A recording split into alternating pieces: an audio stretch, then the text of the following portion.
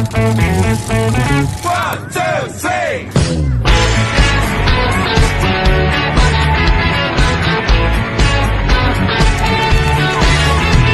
아침을 이룬 chimes loud 가격대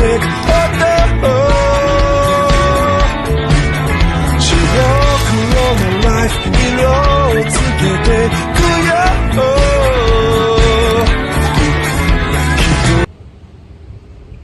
Assalamualaikum warahmatullahi wabarakatuh. Perkenalkan, nama saya Amanda Rahayu dengan NIM 2302060050 dari kelas MPI 3C. Baik, berdirinya saya di sini akan memaparkan materi dengan judul Integrasi Islam dalam Tataran Adat.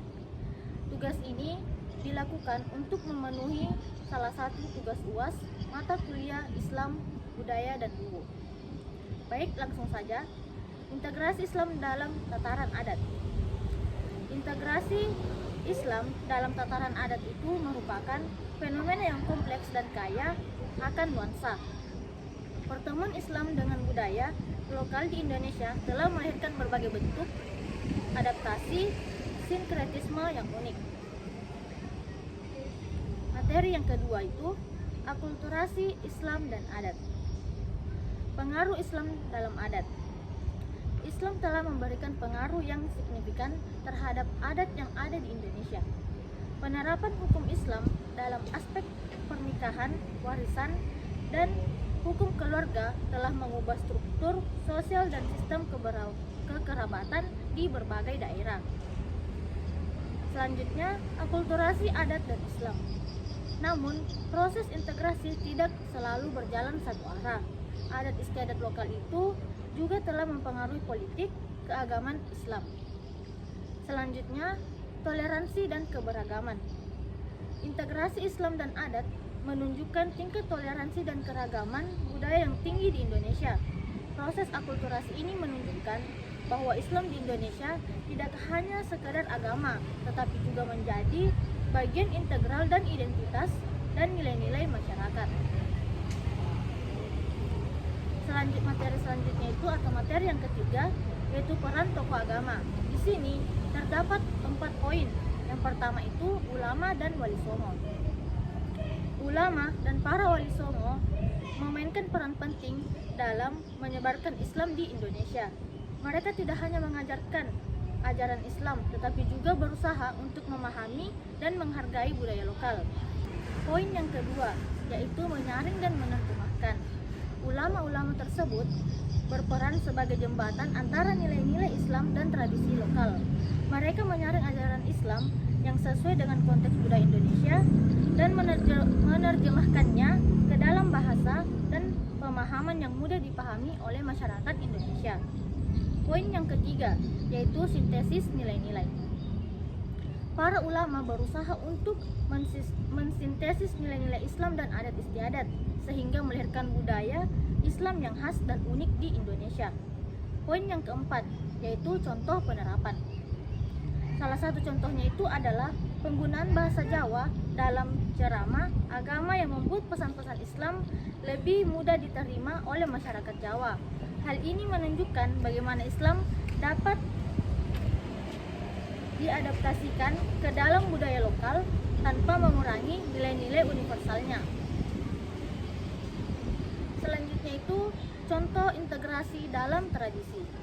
Yang pertama pernikahan adat, di mana upacara pernikahan adat di Indonesia seringkali menggabungkan unsur-unsur Islam dengan tradisi lokal.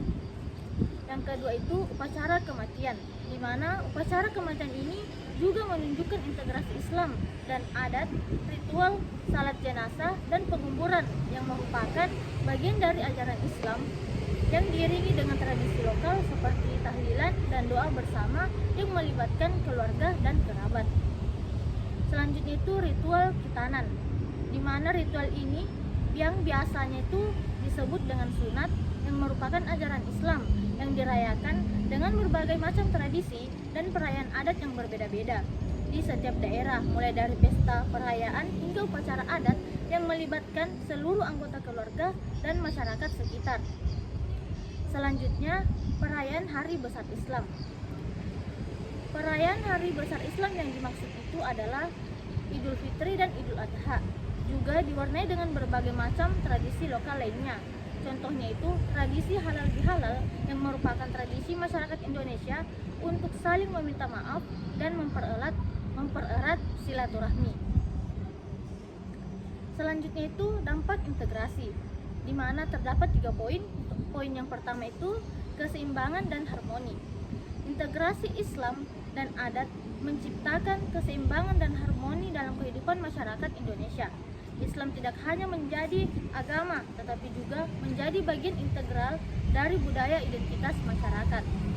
Yang kedua itu pelestarian budaya lokal, di mana integrasi ini sangat berperan penting dalam melestarikan budaya lokal, karena tradisi-tradisi tersebut diintegrasikan ke dalam praktik keagamaan Islam. Yang ketiga itu toleransi dan keragaman. Integrasi Islam dan adat telah melahirkan masyarakat yang toleran dan menghargai keberagaman budaya. Masyarakat Indonesia belajar untuk hidup berdampingan dan saling menghormati meskipun latar belakang budaya yang berbeda-beda. Selanjutnya itu tantangan integrasi. Yang pertama, radikalisme, merupakan munculnya paham radikal yang menafsirkan Islam secara sempit dan menolak integrasi dengan budaya lokal. Selanjutnya, fundamentalisme, di mana ini merupakan agama yang menekankan kepatuhan pada ajaran Islam secara literal tanpa mempertimbangkan konteks budaya lokal yang ada, sehingga ini dapat menyebabkan ketegangan dan konflik dengan adat istiadat yang lainnya. Selanjutnya itu identitas budaya. Terkadang terjadi konflik antara identitas budaya lokal dan nilai-nilai Islam yang dianggap bertentangan.